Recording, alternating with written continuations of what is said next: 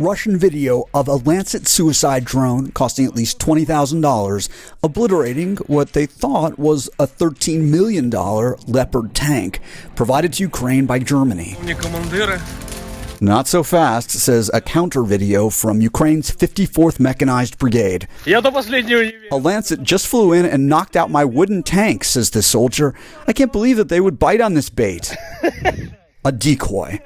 While this and other photos and videos posted by Ukraine, purporting to show Russian strikes biting on similar bait, can't be independently verified, they comport with a strategy known to be employed by both sides. Trick your adversary into wasting their limited supply of artillery, kamikaze drones, and missiles. And in Ukraine, where so many citizens look for ways to contribute to the war effort, they can shop and donate directly to the front lines at the Smart War Store, where a man who asks us to call him Ivan serves as a customer service rep. This mortar is made the actual size. Of course, if you stand very close, you can see that this is wooden, but it looks like a real one from a drone. Ivan shows us wooden machine guns, anti-tank rockets, mortars. The price is clearly marked. This anti-tank grenade launcher, for example, can be purchased for around $80. Speedy delivery is assured, not to the customer's home, but to a military unit on the front line. My task, people come and ask, what kind of device is this? I say, this is a mock-up of an anti-tank weapon. I tell them why it is needed, how it is placed, whom it will help. Here are infantry weapons, as well as mortars and anti-tank guns. Like the decoys he's peddling, Ivan himself isn't what he appears to be. Are you a salesman? No, I have no financial interest. I am not a manager, and I am not a salesman. I just want to help somehow. If they'd just let me go to the front now, I would. You want to be doing something?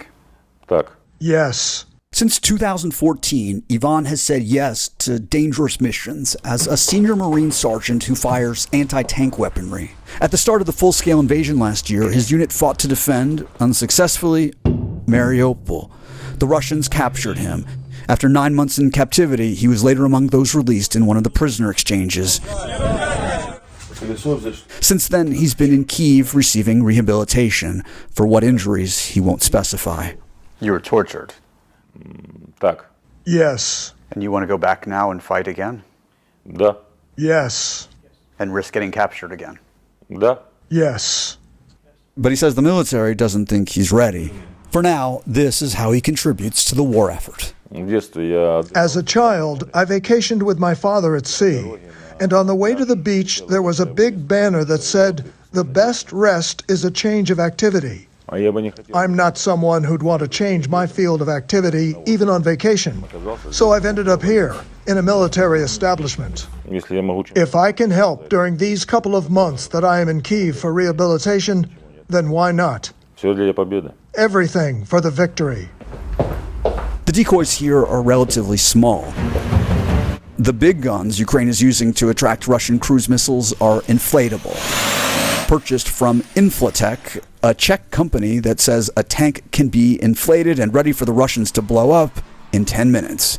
Among their dozens of offerings, decoy versions of HIMARS rockets. If you had decoys like these a year ago in Mariupol, do you think they could have helped you avoid getting captured? At the time when I was captured, there was only one way to escape capture: to die.